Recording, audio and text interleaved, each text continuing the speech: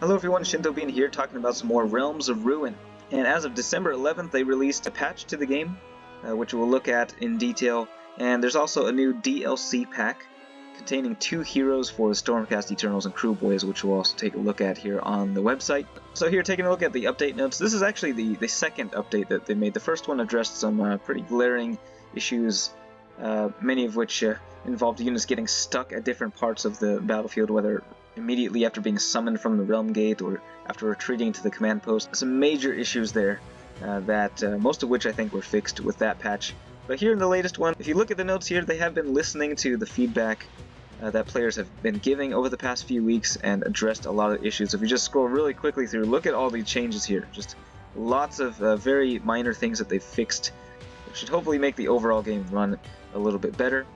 For the significant changes, just looking at a few of them here. Improve squad responsiveness by altering the reaction and turn speed of units. This is actually really important. It's one of the things I picked up on immediately when playing the game, is that it felt kind of sluggish, because when you issue a command to a unit, even if it's something simple like a movement command, there's just a little delay before the unit would respond, by which point a lot of things can happen. You know, it can get engaged in melee and then it's stuck there, or just get targeted by an enemy activated ability. So hopefully it's a little bit snappier now. Units can now retreat immediately when entering combat. I was playing a few matches yesterday and noticed this, how it takes a couple seconds after entering combat before they can retreat, by which point the unit might already be dead. So pretty important there. Lots of stability issues in the game that were addressed. Apparently Tzeentch gameplay performance has been improved. I don't know if it's because of all the crazy animations that they have. It did feel like Tzeentch was a little bit laggier when playing as them. We got improvements to cinematics, lots of gameplay tweaks, lots of campaign fixes. I haven't actually played through the campaign yet, but it's good that they've addressed these. I got fixes to multiplayer, map editor, game design. This is actually a really important change here. Increased command cost of Nighthaunt Tier 1 units. Now, Nighthaunt felt very overpowered, I think, when compared to the other factions. They take a lot less skill to play because of their higher starting population cap and the ability to summon multiple units at a time, just flood the board with cheaper units.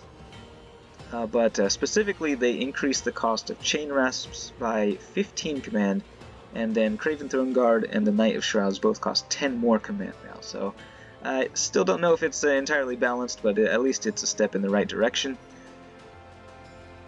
And they got improvements to the workshop, audio. I did notice this one, the Kyric Acolytes for Tzeentch, when retreating, their footsteps were ridiculously loud. It was pretty comical, but I guess they fixed that. And then also some fixes to the army livery, text controls, and Steam Deck. So there's still other issues, I'm sure, with the game that have not been addressed yet, but they are taking all that feedback into consideration, and it's good to see that they are so responsive to the players' concerns with the game. Of course, they're not going to be changing anything really major. Like, I think the most common complaint I see is just with people complaining about the core mechanics of the game, like combat locking. But yeah, that's a topic to talk about for another time.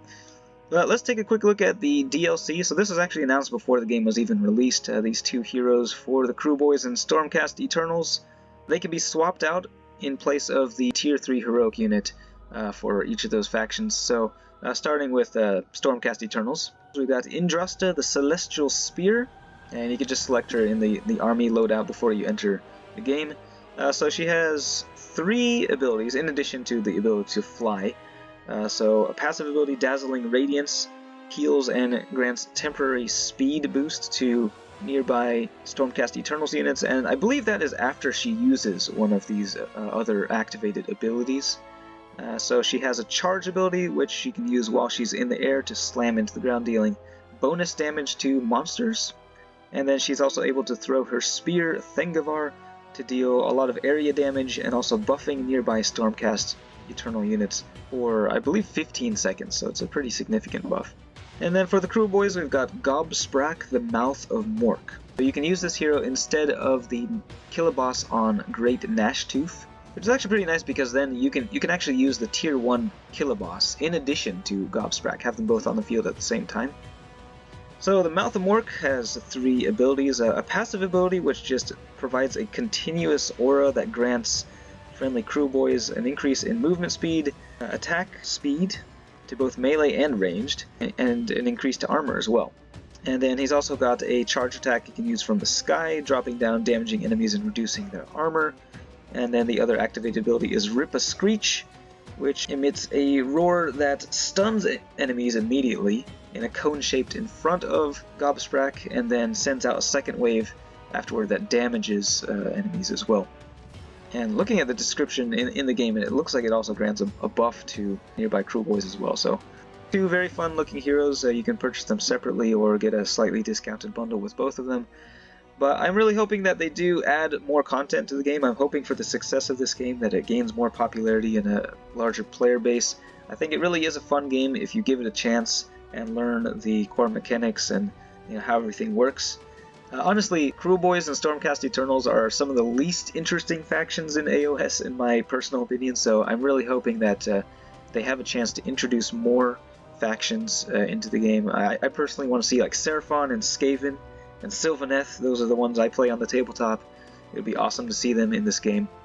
But if you're playing the game, let me know what you think, what your experience has been, and if you'll be getting the DLC here, and also what you'd like to see in the game, whether it's improvements to gameplay or factions you'd like to see in the game. Let me know in the comments. Thanks for watching, and I will see you next time.